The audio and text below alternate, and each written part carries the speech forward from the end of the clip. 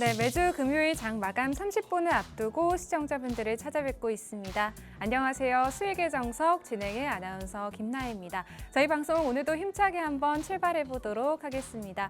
오늘 12월의 첫 거래일입니다. 오늘도 성공 투자하셨나요? 만약 그렇지 못하셨다면 오늘 두 분의 전문가님과 함께 앞으로 남은 올 한 해 12월 시장 잘 이겨내실 수 있도록 시장 대응 전략 받아가실 수 있는 시간 준비가 되어 있고요. 또 오늘 시장에서 놓치지 마셔야 될 이슈들과 또 종목들까지 도움 드리도록 하겠습니다. 먼저 간밤 미 증시부터 이야기를 해봐야 될 것 같습니다. 10월 미국의 개인 소비지출 물가지수 발표가 있었습니다. 이 PCE 지표가 시장 투자자들의 관심을 받았던 이유는 연준이 주시하는 지표이기도 하고 또 이달 있을 13일에 있을 FOMC 발표를 앞두고 이 연준이 통화 정책을 결정하는 데 있어서 중요한 지표이기 때문에 좀 관심이 집중됐는데요. 이 지표를 통해서 물가 둔화세가 좀 이뤄지고 있다라는 부분들이 확인이 되면서 간밤 다우 지수는 연중 최고치를 기록하기도 했습니다. 반면 미 3대 지수 중에 이 나스닥 같은 경우에는 소폭 하락하면서 장을 혼조세로 마감을 했습니다. 오늘 우리 증시 흐름도 한번 챙겨봐야겠죠. 오늘 코스피 코스닥 양 지수 모두 일제히 파란불을 켜고 있습니다. 어제 장 마감 직전에는 외국인의 매수세가 들어오면서 이 코스피 코스닥 양 지수 모두 지수를 끌어올리는 모습을 보여줬는데 오늘 장에서는 이렇게 상승폭을 전부 반납을 하고 있다라고 보시면 되겠고요. 외국인과 기관의 이 현물 매도세 속에 개인만 나홀로 사들이고 있는 상황입니다. 과연 12월 산타 랠리가 올 수 있을지에 대한 부분들 그리고 12월 시장에서 주도주에는 어떤 게 있을지 내년 시장을 이끌어 갈 수 있는 종목에는 어떤 게 있을지 시청자분들께서 지금 궁금하실 시점이신 것 같은데요. 오늘 수익의 정석 방송 끝까지 함께 하신다면 이러한 점들 좀 도움 받아보실 수 있다는 점 체크를 해보실 수가 있을 것 같고요. 또 워낙에 최근 시장 같은 경우 빠른 순환매가 이루어지고 있기 때문에 미리미리 시장 이슈들을 시청자분들께서 좀 챙겨보셔야 된다라는 말씀 전해드리면서 오늘 시장 이슈 저희가 한번 함께 체크해보도록 하겠습니다. 먼저 첫 번째는 개인적으로는 오늘 시장에서 방산주가 좀 눈에 띄었습니다. 하나 에어로스페이스를 필두로 다양한 방산주들 현재 구간에서도 빨간불이 조금씩 들어와주고 있는 모습인데요. 사실 이 방산주들이 오늘 좋은 흐름을 보일 수 있었던 건 골드만삭스의 이 언급 때문입니다. 아시아 시장에서도 내년에 한국이 좋은 매력적인 투자처가 될 수 있다라는 언급을 했고요. 그리고 이 방산주 같은 경우에는 또 가장 매력적인 업종은 방산주, 그중에서도 하나 에어로스페이스를 꼽았습니다. 오늘 오전장 기준으로 외국인의 가장 많은 매수세가 포착이 된 업종 중에 그리고 종목 중에 하나가 방산주다라고 보시면 되겠고요. 이 방산주에 또 기관의 매수세도 유입이 되고 있습니다. 이 방산주 같은 경우에는 앞으로의 이 수주 모멘텀, 실적 모멘텀으로 기대감도 분명 보유를 하고 있는 업종이기 때문에 앞으로의 전망들 그리고 추이들 시청자분들께서 좀 긍정적으로 바라보셔도 좋을 것 같다라는 말씀 전해드리겠습니다. 그리고 두 번째는 저희 정치 테마주 한번 살펴보도록 하겠습니다. 30일 한국거래소가 발표한 이 11월 주가 상승률 탑 10 종목 중에 무려 4가지 종목이 정치 테마주다라고 합니다. 내년 이 4월 있을 총선을 앞두고 정치 테마주들의 열풍이 불고 있다 해도 과언이 아닌데요. 오늘 시장에서도 뭐 대상홀딩스, 태양금속 그리고 이 우선주들과 같은 종목들이 일제히 강세를 나타내주고 있습니다. 사실 이 정치 테마주들 같은 경우에는 학연, 지연, 혈연 등의 다양한 이런 이야기들로 시장 부각을 받고 있는데요. 이 정치 테마주들을 장기적으로 끌고 가시는 분들보다는 단기적인 관점에서 수익을 트레이딩 하시는 분들이 많으실 것 같아서 오늘 전문가님들과 함께 이 정치 테마주들의 열풍이 과연 어디까지 지속이 될 수 있을지 그리고 그 종목들 중에서도 탑픽은 무엇일지 전문가님들과 함께 체크해 보도록 하겠습니다. 그리고 마지막 저희 2차 전지 한번 살펴보도록 하겠습니다. 오늘 시장에서 2차 전지주들은 방향성이 좀 엇갈리고 있습니다. 어제 시장에서 강세를 나타냈던 이 일명 꿈의 물질이라고 하죠. 꿈의 전도체, 이 전도체 관련주들 같은 경우, 전고체 관련주들 같은 경우에는 좀 오늘 시장에서도 강세를 이어나가는 모습 보여주고 있는데요.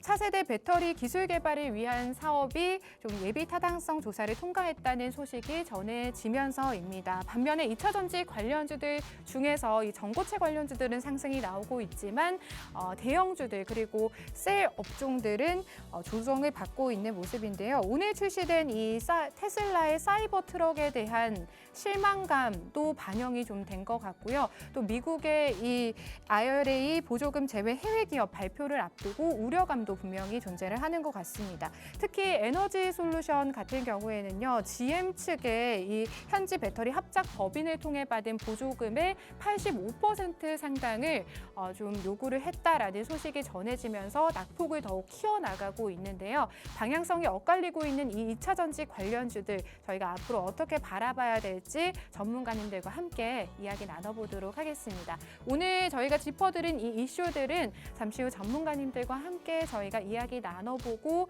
이 업종들의 방향성 그리고 그 종목들 중에 어떤 종목들을 저희가 좀 지켜봐야 될지에 대해서 말씀드리도록 할 테니까요. 끝까지 채널 고정해 주시면 좋겠습니다.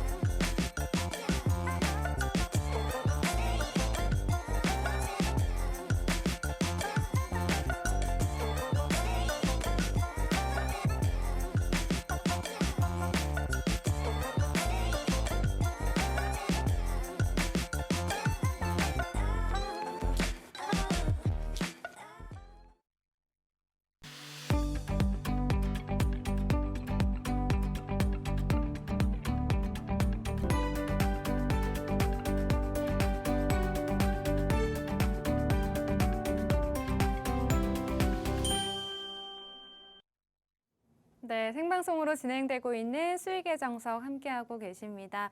오늘 두 분의 전문가님 모셔보도록 할 텐데요. 왼쪽에는 이윤호 전문가님 그리고 오른쪽에는 오치열 전문가님 나와 계십니다. 전문가님 어서 오세요.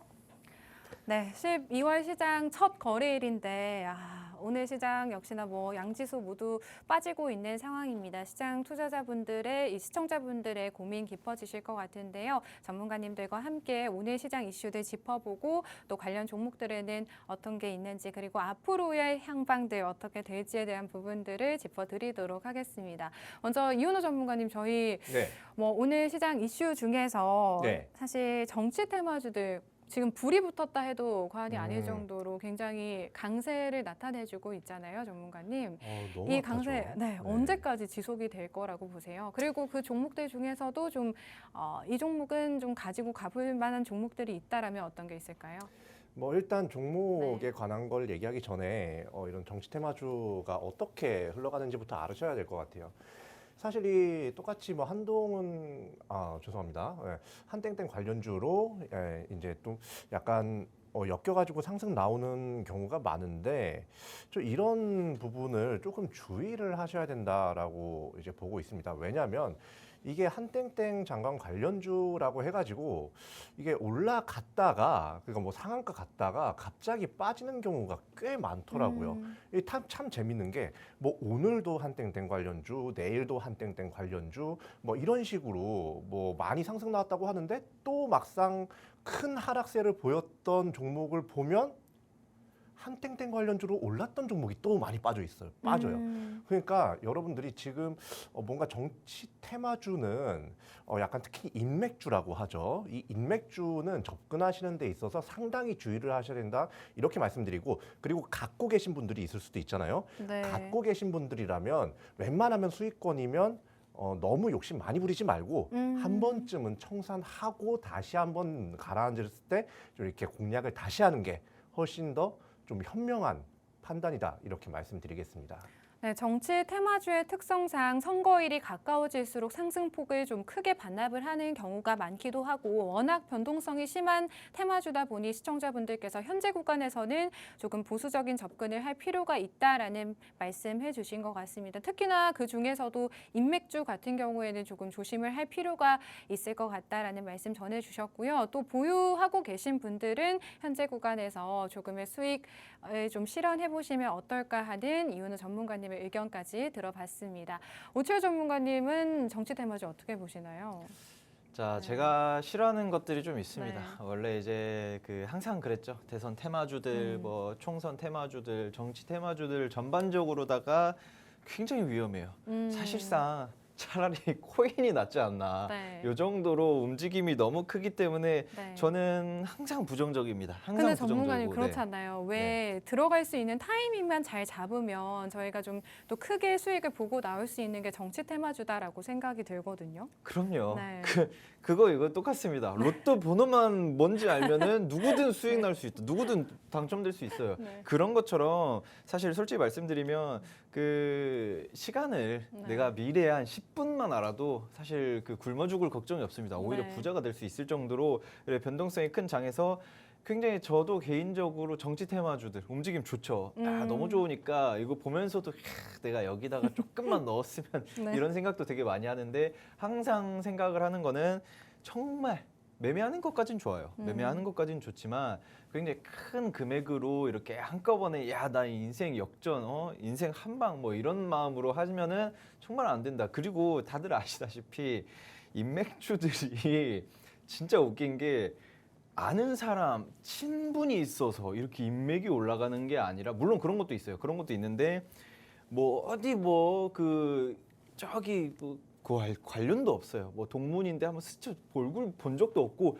회차 자체도 차이가 나는데 물론 학연, 지연, 혈연 뭐 이런 거 따지면서 같이 올라가는 거지만 끝까지 관련이 없다.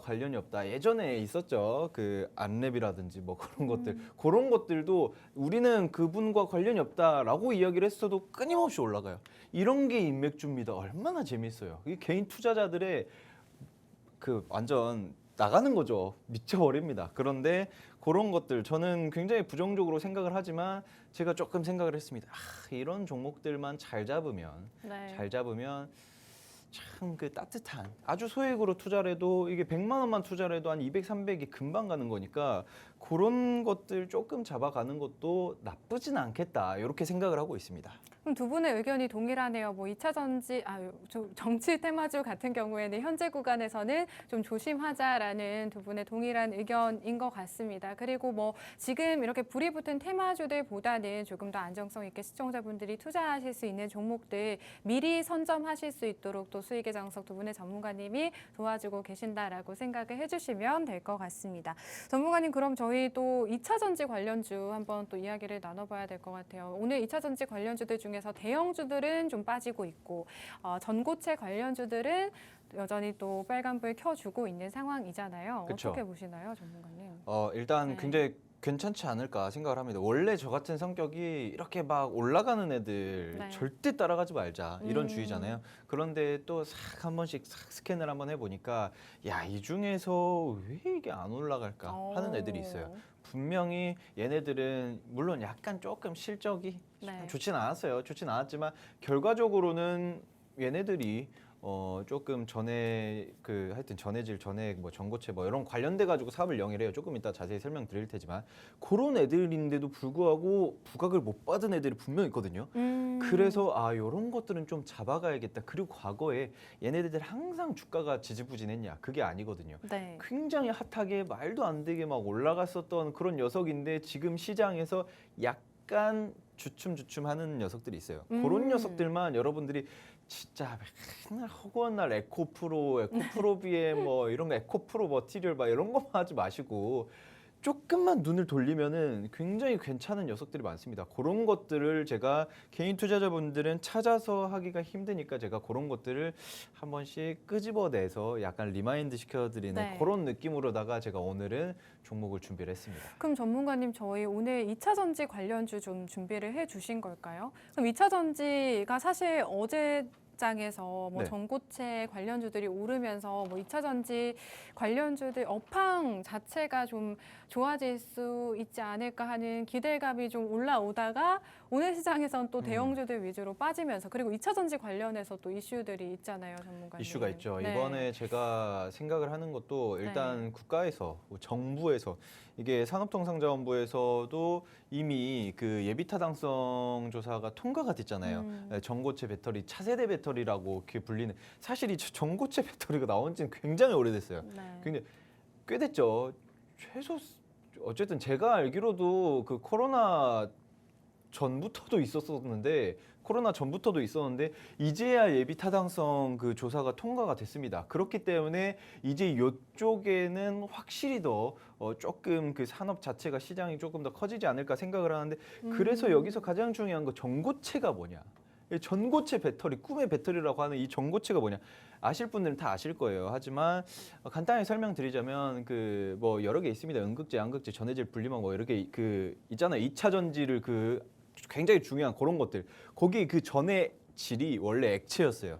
액체인데 이제 고체로 바꿔가지고 수명도 늘리고 배터리 그 폭발 위험성도 낮춘 뭐 요새 문제가 많아요. 막 화재 위험성 그런 것들을 일단은 그 극대화를 해서 조금 사업을 하고 있는 애들이 부각을 받고 있는데 네. 자 여기에서 부각을 못 받는 애들이 있습니다. 자 그런 애들을 제가 잡아갈 건데 지금 예비 타당성 예타 심사가 지났다 통과를 했다라는 그런 의미는 네. 이제 제대로 2차 전지 전고체 관련되어 있는 섹터들이 굉장히 좀 크게 불붙지 않을까. 그런데 저는 항상 생각하지만 불붙는 애들 이미 늦었어요. 네. 라고 생각을 하는데 네. 생각보다 지금 관망하는 그런 포지션들이 굉장히 많거든요. 왜냐하면은 이것만 봐도 알아요. 에코프로라든지 다른 그 대형주들은 지지부진해요. 이게 차익 매물과 같이 빠져나오면서 저점 구간에 있는 애들을 같이 키 맞추기를 하겠다라는 그런 거거든요. 네. 그렇기 때문에 대형주들, 소형주들, 중소형주들 같이 올리기 위해서 잠깐 숨 고르기를 하는 약간 과도기 같은 타임입니다. 그렇기 때문에 지금 타이밍이 거의 막차가 아니지 않을까 저는 이렇게 생각을 하고 있습니다. 네, 일명 꿈의 배터리라고 불리는 이 전고체 관련주들 차세대 배터리 기술 개발을 위한 예비 타당성 조사가 13년 만에 뭐 이렇게 예비 타당성 조사를 통과했다라는 소식이 전해지면서 관련주들 어제부터 강세를 계속해서 이어오고 있습니다. 관련 사업이 내년부터 2028년까지 좀 진행이 될 예정이고요. 2차 전지 분야에서 13년 만에 이런 예타 과제라는 데에서 좀 의미를 시청자분들께서 두시면 좋을 것 같습니다. 2차 전지 관련주들 중에서도 좀 많이 아직까지 올라오지 못한 종목인데 성장성은 충분히 가지고 있는 종목이다라고 하니까요. 오늘 오채열 전문가님의 종목 궁금하시다면 아래 하단 자막 참고하셔서 노란톡방 입장해 주시면 정확한 종목명 받아가실 수가 있을 것 같습니다. 전문가님 2차 전지 관련주라고 해도 사실 굉장히 분야가 많이 나뉘잖아요. 뭐 소부장 그쵸. 기업들도 있고 셀 기업들도 있고 저희가 어디 쪽으로 좀 보면 좋을까요? 일단 이 기업은 소재고요. 네. 일단 이 기업은 확실히 소재 사업을 영위하고 있고 예전에 뭐 LCD랑 같이 영위를 하는데 LCD 쪽의 그 업황 부진 그리고 조금 아쉬운 부분들이 있어요. 네. 당연히 아쉬운 부분들이 있을 수밖에 없는 게 요새 뭐 2차 전지도 그렇고 LCD도 그렇고 재고 정리하면서 창고를 이제 싹 비우기 위해서 굉장히 조금 실적이 정말 잘 가는 애들은 잘 가지만 전반적으로는 조금 안 좋았습니다. 작년부터 해가지고 올해 초 중순까지도 조금 안 좋았었는데 이제 이거를 조금 개선을 할 수 있는 거를 정부 차원에서 만약에 물꼬를 틀어줬다라고 생각을 하고 있어요. 네. 그리고 이 기업이 제가 왜 굉장히 괜찮게 보냐면 그 F전해질, P전해질, 뭐 전해질 내에서도 뭐 여러 가지가 있습니다. 그런데 그 중에서 사실상 안정성을 굉장히 중요하게 생각을 해야 되잖아요. 그런데 여기서는 F전해질 위주의 가장 우리나라 최고의 기술력을 가지고 있다. 이게 뭐냐면은 폭발 위험성을 현저하게 낮춰주고 그리고 요새 겨울철이잖아요. 네. 너무 추워요. 자동차 그 엔진 저도 이제 내연기관차를 보니까 그 전기차가 방전이 얼마나 잘 되는지는 잘 모르겠는데 네. 좀 잘 된다라고 합니다. 안 타봐서 모르겠어요. 안 타봐서 모르겠는데 방전이 잘 되는데 이 F전해질의 그 역할 중에 하나가 또 방전을 억제하는 거예요. 추운 겨울철 방전 억제해주는 그런 기능들도 있답니다. 그렇기 네. 때문에 제가 봤을 때 그 F전해질의 가장 큰 기술력을 가지고 있는 이 기업이 조금 부각을 받아야 하는 그런 타이밍이지 않나. 그리고 정말 주가를 보면은 굉장히 많이 내려왔어요. 굉장히 네. 많이 내려왔기 때문에 어. 이제는 조금 강하게 올라와야 줄 타이밍이지 않을까 생각을 하는 게 네. 지금 주가 자체가 굉장히 많이 내려갔습니다. 그리고 여기서 또 중요한 거 중간에 네. 갭 하락을 한번 했거든요. 네. 이게 차트적으로 보시는 분들은 그 갭이 뭘 의미하는지는 아실 거예요. 네. 어쨌든 갭은 회귀를 합니다. 다시 돌아가요. 그 자리를. 그렇게 된다라고 하면 이 기업은 최소 25,000원까지는 네. 올라가 줘야 갭을 메꿔서 이제 안정적인 주가 차트를 만들어 주는구나 라고 생각을 하셔야 되는 거거든요. 그렇기 때문에 지금 현재 죄송합니다. 2만 원대가 아니라 12만 원대. 12만 원. 지금 현재 10만 원 초반대 왔다 갔다 하고 있는데 최소 못해도 한 12만 원, 12만 5천 원 요 정도까지는 충분히 만들어줘야 하는 그런 그 종목이다. 이렇게 생각을 하고 있습니다. 근데 전문가님께서 네. 오늘 준비해 오신 2차 전지 관련주 중에서도 소재 기업입니다. 지금 차트 보셨다시피 뭐 바닥 구간에서 더 이상 빠질 구간이 없을 정도로 내려가 있는 해당 종목 궁금하신 분들은요. 지금 우측 하단 QR코드 빠르게 스캔하시고 입장하셔야 될 것 같습니다. 휴대폰 기본 카메라 실행하시고요. 이 QR코드 화면 가까이 가져다 대시면 휴대폰 상단에 생성되는 영어 링크 누르시고 노란 톡방 입장하실 수가 있고요. 지금 차트 나가고 있는 오철 전문가님의 히든 종목 정확하게 받아가실 수가 있다는 점 말씀드리겠습니다. 또 노란 톡방 입장하시는 분들에 한해서는 저희가 매도 전략까지 가격 전략들까지 잡아드리고 있다는 점 참고를 해보시면 좋을 것 같습니다. 전문가님 지금 뭐 노란 톡방 안에서 시청자분들께서 완전 바닥이다. 확실히 빠져 있는 거 사면 마음도 편하다라는 말씀해주고 계시거든요. 네네네. 그래서 제가 살짝 우려가 되는 부분은 2차 전지 관련주들 업황에 따라서 해당 종목도 좀 영향을 받을 수 있지 않을까라는 생각이 들고 지금 뭐 분명 바닥 부근처럼 보이기는 하지만 더 빠질 수 있는 그런 우려도 되거든요, 전문가님. 그렇죠. 네. 일단은 제가 봤을 때 이 종목이 사실 지금 자리가 굉장히 중요한 순간인데 네. 왜냐하면은 지금 현재 자리가 과거에 그 지지를 한번 받아줬던 그 자리거든요. 네. 그렇기 때문에 여기 자리를 만약에 이탈을 한다. 네. 그러면은 바로 손절해야 돼요. 예, 지금 바로 손절해야 돼요. 구간에서요? 예, 여기서 네. 만약에 지금 9만 한 5천 원 선을 깨고 내려간다. 네. 그러면 그 순간 바로 틀어야 됩니다. 하지만 여러분들도 아시겠지만 여기서 매수를 해도 지금 9만 5천 원이면은 10%도 안 되거든요. 네. 그렇기 때문에 손절가는 한 10% 미만으로 잡고 네. 만약에 목표 주가는 그것보다 훨씬 더 크게 잡아도 되기 때문에 훨씬 여러분들도 좀 아시겠지만 마이너스 한 10% 보고 위로는 한 20-30% 본다라면 네. 이길 수 있는 싸움이잖아요. 근데 전문가님 또 네. 시장 상황에 따라서 이 주가가 그거는- 변동이 될 수 있잖아요. 좀 그렇죠. 자세한 가격 전략 지금 말씀을 해주시기는 했지만 네네. 도움 받아보고 싶으신 시청자분들 굉장히 많으실 것 같거든요. 그런 분들은 자 여기 있다 여기 QR 코드 핸드폰 카메라 갖다 대시고 그냥 이제 들어오세요. 들어오시면 제가 네. 2차 전지 어떻게 될 건지 알려드리겠습니다. 왜냐하면 제가 네. 주말마다 하루 종일 주말마다 계속 뭐 그러니까요. 글을 네. 올려드립니다. 뭐 IT 관련해서 조금 미래 사업이라든지 그런 것들도 같이 이야기를 해드리는데 2차 전지는 사실 의견이 분분합니다. 아니다, 2차 전지 이제 망할 거다. 뭐 내연기관차가 다시 올 거다. 이렇게 이야기를 하시는 분들이 있는데 저는 좀 다릅니다. 저는 좀 다르고 2차 전지가 죽더라도 2차 전지가 죽었으면은 진작에 죽었다. 근데 네. 아실 분들은 아실 거예요. 몇십 년 전에 그때도 내연기관이랑 그 전기차랑 싸웠었어요. 그때 전기차가 죽고 내연기관차가 올라섰기 때문에 지금 한 수십 년 동안 내연기관차가 그 시장을 제패를 했었던 거고 그런데 이제는 그렇게 되기가 좀 힘들다. 뭐 여러 가지 이슈들이 있습니다. 뭐 지구 네. 온난화라든지 뭐라든지 뭐 이제 뭐 기술력도 많이 좋아졌고 그런데 이제 위험성이라든지 이런 것만 좀 잡아주면은 괜찮은데 그거를 어떻게 시작을 했다? 정부에서 적극적으로 산업통상자원부가 국가연구개발사업으로 지정을 해서 네. 예비 타당성 조사를 통과를 했다. 이것만 봐도 굉장히 긍정적인데 또 재밌는 게 자 마지막 큰 거 갑니다. 자 시간이 없기 때문에 제가 네. 벌써 이야기를 꺼내는데 네. 요새 앵커님 요새 네. 좀 들어가고 싶다 관심이 있는 섹터나 뭐 이런 거 좀 있나요? 요새요, 전문가님. 뭐 저는 반도체 관련주도 내년에 좋다라는 전망이 있어서 좀 지켜보면 어떨까 싶고요. 반도체는 네. 제가 말씀드리기 전까지 사지 마세요. 아, 그래요? 원래 제가 한두 달 후를 네. 약간 보거든요. 네. 약간 가끔씩 이제 막 예지몽처럼 꿉니다. 네. 아직 반도체가 안 나왔어요. 그리고 2차 전지 관련주들도 사실 현 구간에서는 좀 밀리고 있지만 계속 올라왔던 그 상승폭이 있기 때문에 조금 반등해주지 않을까 하는 마음에서 좀 더 빠지면 한번 담아보고 싶다 하는 그럼요. 마음은 있거든요. 많이 네. 눌려 있는 종목들을 먼저 네. 담아가시면 돼요. 에코프로 이런 거 보지 마세요. 물론 그러니까요, 물론 좋아요. 물론 네. 좋고 더 올라갈 수 있습니다. 더 음. 올라갈 수 있지만 제가 봤을 때는 그런 것들보다도 차라리 다른 약간 그 중소형주들의 소재 쪽에 같이 생각보다 기술력 좋은 애들, 물론 제가 가지고 온 애들 네. 중소형주는 아니긴 하지만 조금 큽니다. 조금 큰 녀석이지만 크게 올라갈 수 있다. 그리고 또 재밌는 게 뭐냐면 국가에서도 이렇게 밀었고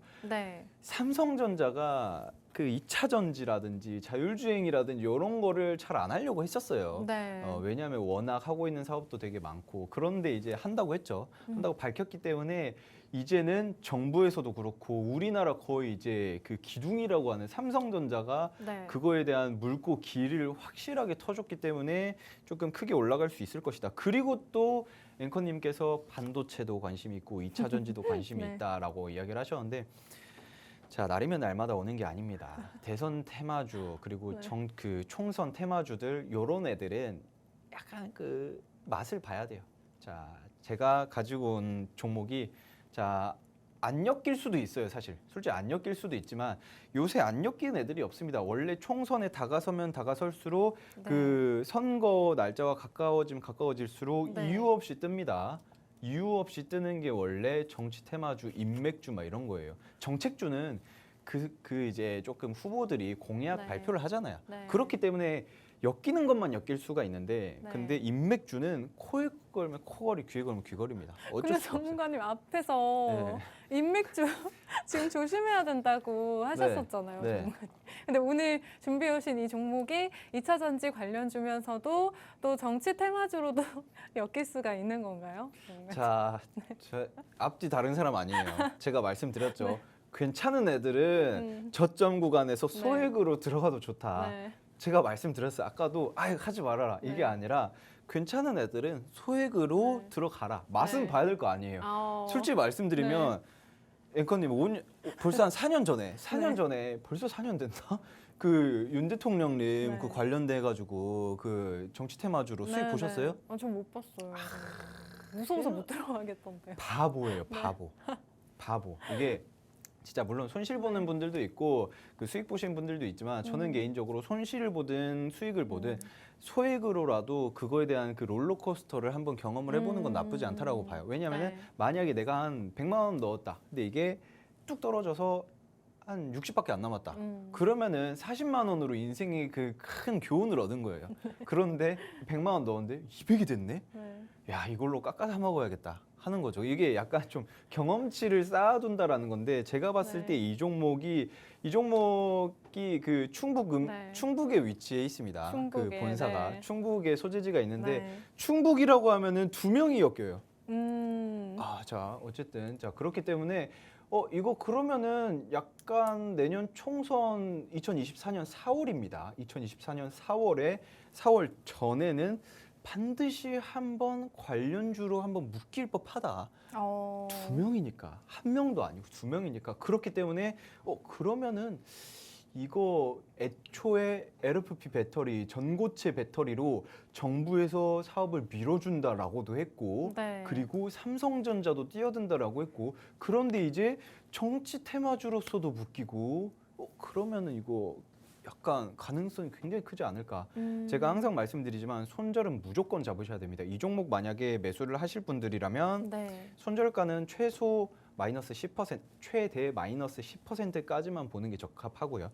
그리고 여기서 이 종목을 조금 한 달 이상 한 2달 정도 보겠다 하시는 분들은 한 20%까지도 수익을 보실 수 있지 않을까. 목표를 그런 식으로 잡는 게 가장 지금 현재 차트상 바람직하지 않을까 이렇게 생각을 하고 있습니다. 전문가님, 저 마지막으로 좀 궁금한 점이 말씀하세요. 이 지금 오늘 준비해 오신 종목이 LFP 배터리 관련주잖아요. 그렇죠. 근데 사실 대기업에서 좀 집중하고 있는 분야도 그렇고 투자를 하고 있는 이 부문이 사실 전고체 배터리 부분에 좀 투자를 그쵸, 그쵸. 집중을 하고 있다라고 알고 있거든요. 네네. 그럼 저희 LF 전고체보다는 오늘 장에선 또 전고체 배터리가 좀 올라가고 있는데 전고체 배터리보다 LFP 배터리에 좀 주목을 해보자라는 말씀이시죠. 뭐 다음 타자로 LFP 배터리가 올라갈 수 있다라는 말씀으로 해석을 해도 될까요? 솔직히 말씀드리면 그 LFP 배터리, 전고체 배터리는 가격이 높아질 수밖에 없어요. 자연스럽게. 근데 LFP 배터리의 가장 큰 장점이 뭐예요?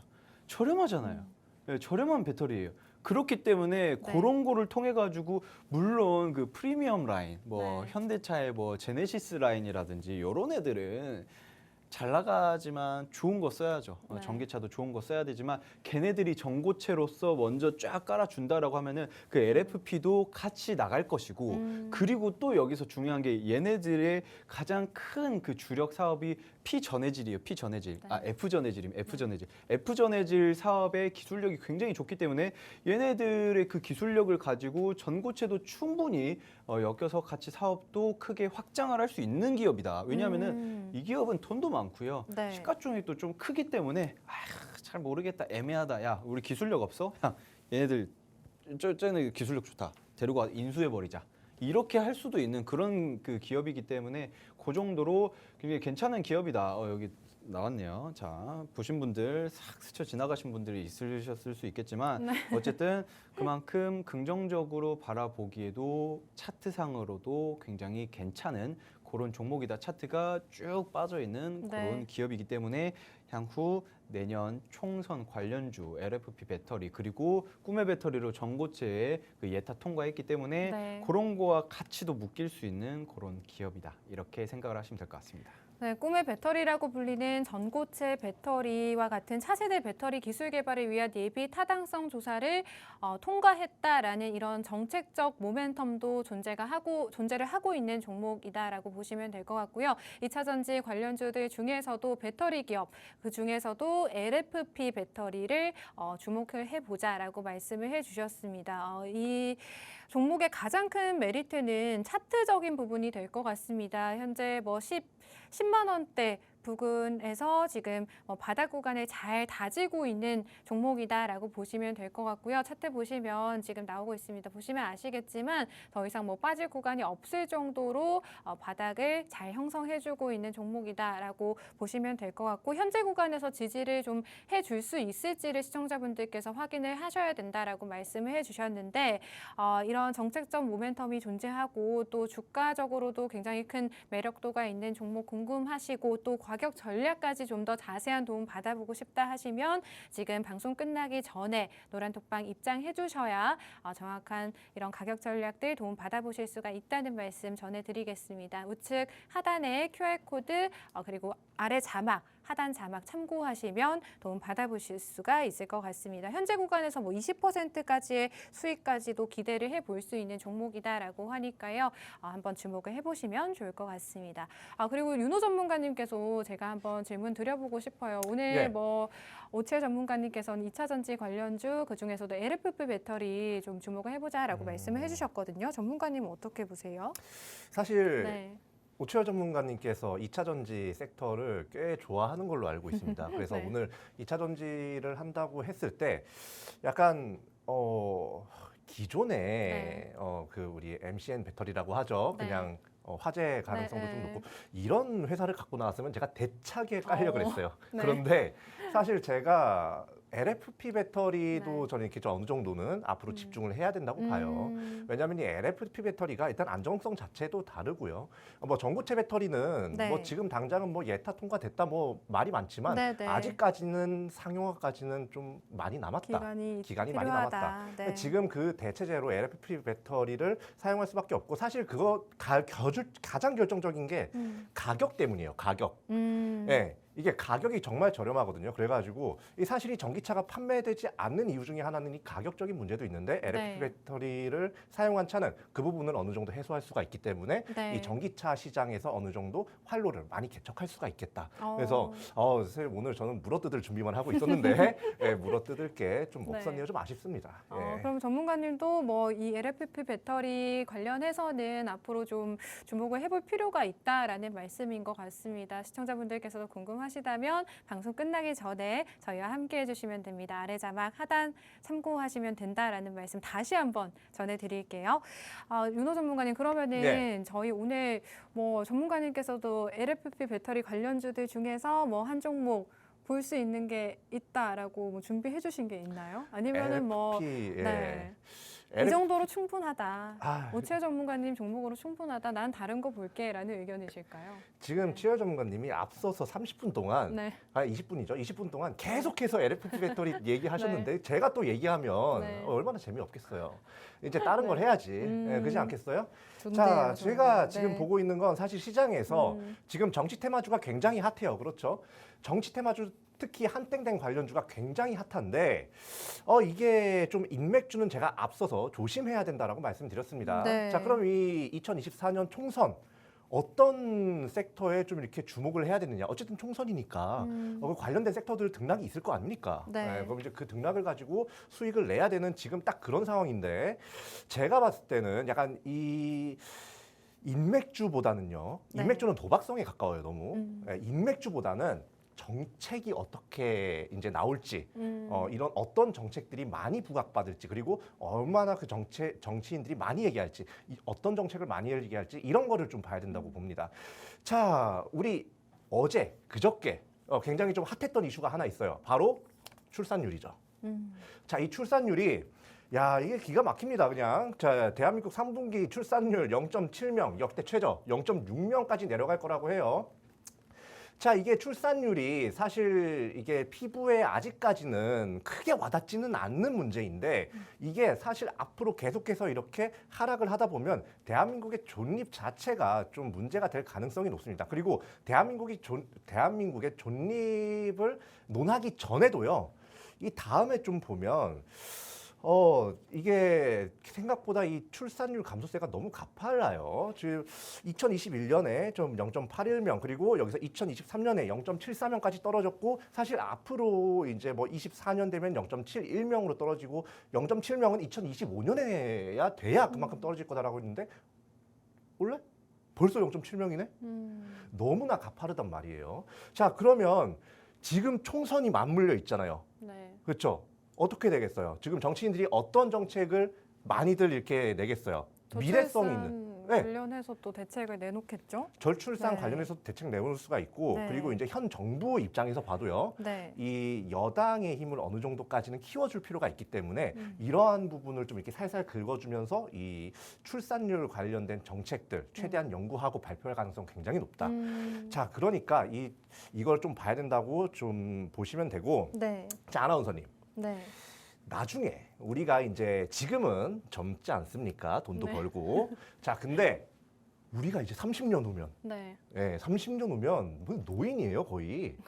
그렇지 않아요? 네, 3, 40년 후면. 네. 자, 그때 돼서 우리가 만약에 이 출산율이 계속해서 이렇게 내려간다면 네. 그때 돼도 우리가 지금까지 냈던 연금 제대로 타먹을 수 있을까요? 뭐 정부에서는 할 수 있다라고 말을 하고 있긴 한데 할 수 없다면 네. 난리 나니까.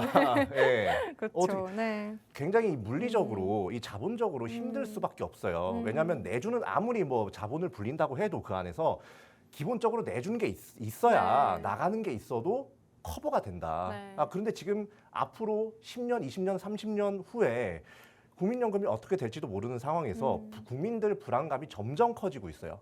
그리고 심지어 지금 출산율 이슈까지 터졌다? 네. 그럼 야, 앞으로 국민연금 받기 더 힘들겠구나. 뭐 지금 국민연금 개편한다 뭐 한다 말 많잖아요. 네, 네.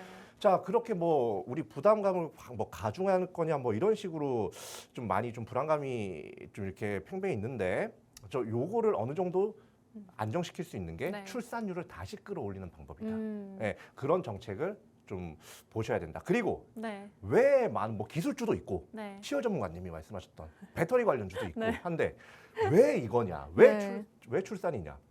많이 눌려 있나요, 전문가님? 아, 조금 올라왔어요. 아, 좀 올라왔나요? 조금 올라왔어요. 네. 조금 올라왔는데 네. 봐봐요. 이 여당 야당으로 얘기하겠습니다. 네. 여당에서도 출산율 충분히 얘기할 수 있고요. 네. 야당에서도 충분히 얘기할 수 있습니다. 네. 한마디로 지금 정치 테마주는요. 네. 어느 한쪽, 어느 여당 혹은 야당이 약간 지지율이 떨어졌다거나 안 좋은 악재가 생기면 그대로 폭락하는 경향이 있어요. 근데 얘는 어때요? 양쪽 네. 다 들고 갈 수밖에 없는 이슈예요. 이 음. 저출산이라는 이슈는. 네. 그렇기 때문에 이 저출산 관련된 이런 정책들은 어느 당이 집권을 하든 주목을 받을 수밖에 없다. 네. 그렇기 때문에 이 저출산 정책 관련주 여러분들이 네. 굉장히 좀 안정적으로 정치 테마를 하고 싶으시다면 보셔야 된다. 네. 이렇게 말씀드리겠습니다. 사담입니다만 오늘 윤호 전문가님 예. 지금 대선 출마하시는 후보처럼 말씀을 해주고 계시거든요. 왠 줄 알아요? 네. 예? 그렇게 해야 네. 예, 이렇게 이 정책 그 기분을 느낄 수가 있으니까 아, 그래요? 그 사람들이 이런 기분이니까 약간 야 이거 지금 저출산이 문제래 네. 뉴스 뜨고 난리야 야 네. 요거 가지고 표 한번 얻어보자 네. 이런 식으로 생각을 할 수 있지 않겠습니까? 내가 최대한 그 상황이 돼봐야 할 수 있는 거예요. 네. 자, 뭐 아무튼 이건 좀 헛소리였고 자 그러면 이 저출산 관련해 가지고 어떠한 이슈가 섹터, 있는 종목이니까 섹터. 네, 섹터. 뭐 종목 섹터가 네. 어떠한 게 있느냐? 네. 크게는 세 가지로 나뉩니다. 자, 첫 번째로 바로 네. 육아용품이 있어요. 그리고 두 번째로 교육, 네. 유아들 교육 있죠. 네. 그런 것들이 있겠고 세 번째로 키즈 콘텐츠. 요새 이 부모님들 보면 이 태블릿이나 핸드폰 네. 이렇게 틀어주고 네. 그냥 애기는 그거 보게 냅두고 그냥 자기 일 하는 경우도 많아요. 그래서 이제 키즈 콘텐츠도 이제 그 관련주 중에 하나로 딱 들어가는데 아나운서님이라면 그리고 네. 시청자 여러분들이라면 이 세 개 중에 어떤 거 보겠어요? 세 개 중에요, 전문가님. 네. 지금 뭐 말씀하신 거에 기반해서는 저출산 기반해서는 저희가 저출산 기반해서는 그래도 콘텐츠 쪽이 낫지 않을까요? 전문가님? 왜 콘텐츠 쪽을 보시는 거예요? 미디어 쪽은 그래도 네. 좀 분위기가 나쁘지 않은 편이니까 이런 이런 저출산 문제가 생기면 아가들로 이렇게 이루어지는 수요들이 줄어들 수밖에 없으니까 육아용품 수요도 줄어들 것 같고 뭐 아까 말씀하신 교육 부분에 있어서도 조금 부각을 받지 못할 것 같고 그나마 좀 콘텐츠 쪽이 낫지 않을까라는 그나마 생각을 콘텐츠 해봤거든요. 쪽이 낫지 않을까? 네. 그렇게 치면 그거 보는 네. 사람들도 적어지는데요. 그렇네요. 잠깐. 뭐 아무튼 네. 제가 드리고 싶은 말씀은 네. 뭐냐면요. 지금 실제적인 수요가 사실 네. 지금 출산율 자체가 낮아지니까 네. 낮아질 거 아니에요. 그리고 이제 매출도 낮아질 거 아니에요. 네. 자, 그러면 요거 이렇게 출산율이 가파르게 내려오기 시작했을 때 저출산 관련주들 그리고 이제 뭐 육아용품 관련주들 어떻게 됐을까요? 대체적으로 바닥권까지 내려갔어요. 바닥권까지 내려갔는데 네. 최근에 오히려 더 가파르게 출산율이 떨어지면서 오히려 이 부분을 정치인들이 확실하게 좀 이렇게 확 와닿게 정책을 짜지 않을까. 그리고 그거에 더 집중하지 않을까. 네. 그래가지고 지금 이제 총선과 엮여가지고 네. 약간 엮이기도 하고 약간 다른 부분도 엮이기도 하고 해가지고 약간 이제 다시 상승 추세로 좀 전환을 한 모습이 있어요. 저는 여기서 일단 봐야 될 거는 육아용품이라고 봅니다. 왜냐하면 일단 당장 출산을 했을 때 문제가 되는 거는요. 뭐 물론 집 이런 거 다 떠나가지고요. 네. 일단 육아용품이 생각보다 많이 비싸요.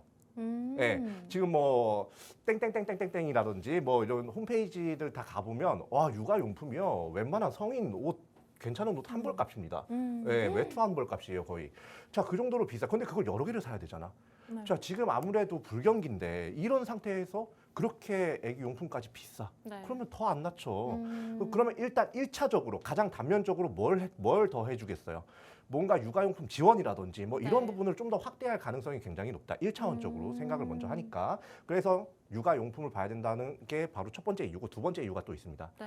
저출산 관련주라고 하면 저출산 정책이 발표됐다고 하면 네. 일반적으로 육아용품 관련된 회사들이 대장주로서 상승이 나와. 이건 역사입니다. 오. 네, 그렇기 때문에 이런 역사 안에서 미래를 바라보는 눈을 키워야 여러분들이 테마주를 네. 좀 잘 매매를 하실 수가 있다. 네. 그런데 이거 알아두세요. 정책주건 인맥주건 네. 이런 이제 뭐 정치 테마주는 한 번 쭉 올랐을 때 미련 없이 팔아야 된다. 아시겠어요? 예, 이거 꼭 기억하고 가세요. 그럼 단기 투자 모멘텀으로 저희가 해당 종목을 좀 바라볼 수 있다라는 점을 시청자분들께서 참고를 해주시면 될 것 같고요. 네. 3분기 출산율이 역대 최저치를 기록을 했습니다. 4분기는 사실 더 떨어질 가능성이 크고요. 출산율뿐만 아니라 뭐 9월 출생아 수 역시나 역대 최저치를 기록을 했다라고 합니다. 그만큼 저출산 문제가 심각해지고 있다라는 사실은 분명히 지금 시장에서 부각이 되고 있는 문제고 앞으로 내년 4월에 있을 이 대선과 관련해서 후보들이 총선과 관련해서 이 후보들이 또 정책주로 이런 육아 저출산 관련해서 정책들을 내놓을 수가 있다라는 점. 그래서 지금 이 시점에서 이 정책주들이 많이 눌려 있을 때 그 중에서도 또 육아용품 관련 사업을 하고 있는 해당 종목 시청자분들께서 한번 눈여겨 보시면 어떨까 하는 이윤호 전문가님의 의견까지 들어봤고요. 또 육아용품 관련주들이 또 이 저출산 대책 정책 관련된 종목들 중에서도 대장주로 가장 먼저 오르고 가장 크게 오르는 또 성격을 지닌 테마라고 합니다. 그만큼 또 정책 모멘텀을 가지고 있는 강한 상승 모멘텀을 가지고 있는 해당 종목 궁금하시다면 우측 하단 QR코드 적극적으로 활용하시고 접근을 해주시면 될 것 같습니다. 전문가님 이 오늘 정책주 저희가 단기적인 테마에서 좀 접근을 해보자라고 하셨잖아요. 네. 언제까지 저희가 좀 지켜봐야 될까요? 일단 이 이슈가 이제 터졌으니까 한 2에서 3주 정도 좀 보시면 된다고 2주에서 보고 있고요. 3주. 네. 다만 2에서 3주 동안에 상승이 안 나올 수도 있는 거 아닙니까? 이게 주식 시장이라는 게 뭐 좌로 갈 것 같으면 우로 가고 우로 갈 것 같으면 좌로 가고 이런 경우가 네. 가끔 있어요. 자, 그러면 맥시멈 언제까지 봐야 되느냐를 네. 말씀드릴게요. 이거 맥시멈으로 2월 중순까지 봐야 됩니다. 2월 중순. 왜냐하면 2월 중순서부터는요, 어느 정도 후보들이 이제 약간 네. 뭐라고 해야 될까? 이 윤곽이 많이 드러나면서 네. 인맥주 위주로 이 왔다 갔다 네. 이 수급이 그럴 가능성이 높아요. 네. 그래서 이 정책주 같은 경우는 웬만하면 2월 중순까지만 딱 보셔라.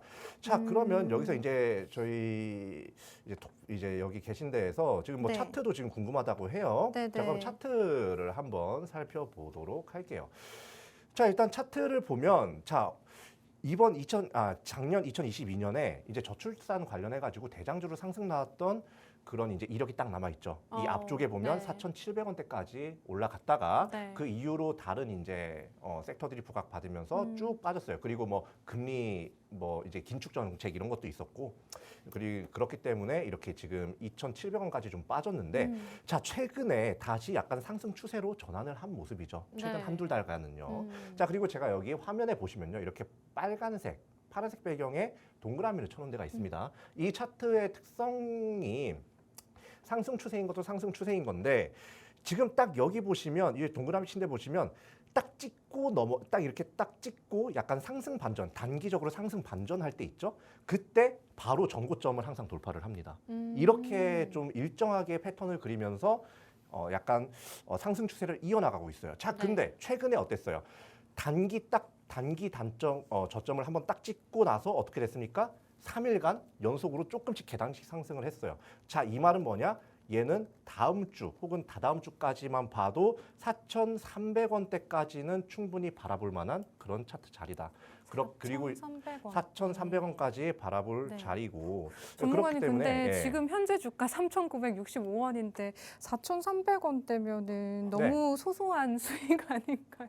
4,300원 일단 죄송해요. 보수적으로 네. 말씀을 드리는 건데, 부수적으로. 저는 네. 방금 어떻게 얘기했어요? 네. 제가 이제 얘는 이제 뭐 한두 달을 봐도 된다고 하지만 2월 중순까지 봐도 된다고 했지만, 방금 차트로 분석을 해드릴 때는 네. 어떻게 제가 일주일 네. 딱 얘기를 해드리거든요. 네, 네. 그 일주일 내에 만약에 일주일 내에 네. 4,300원, 4,200원 사이가 딱 온다. 네. 그러면 가감없이 매도해라. 그때 이후로 차익 매물 조금 나올 수가 있다. 그때 다시 들어가라. 예. 주식 투자라는 게요, 쉬운데 어렵습니다. 네. 빠질 때 사고, 네. 오를 때 팔면 되는 거예요. 그럼 저희가 수익 보고 네. 또 수익 실현했다가 또 눌리면 또 들어갔다가 또 수익 실현할 수 있는 두 번 저희가 수익 볼 수 있는 자꾸 수익 볼 수 있는 종목이다라고 생각을 하면 될까요, 전문가님? 그럼요. 얘 네. 차트를 보세요. 차트를 네. 보면 꾸준하게 올라가고 있는데 중간중간에 예쁘게 조정을 너무 잘해주고 있어요. 한 번 딱 올라갔을 때, 야, 여기 단기 고점 돌파했네? 야, 그러면 이거 지금 딱 매도해가지고 내가 소액이라도 챙기고 한 10%, 15%라도 챙기고 그리고 나서 한 10% 가라앉았을 때, 야, 이때부터 조금씩 들어가자.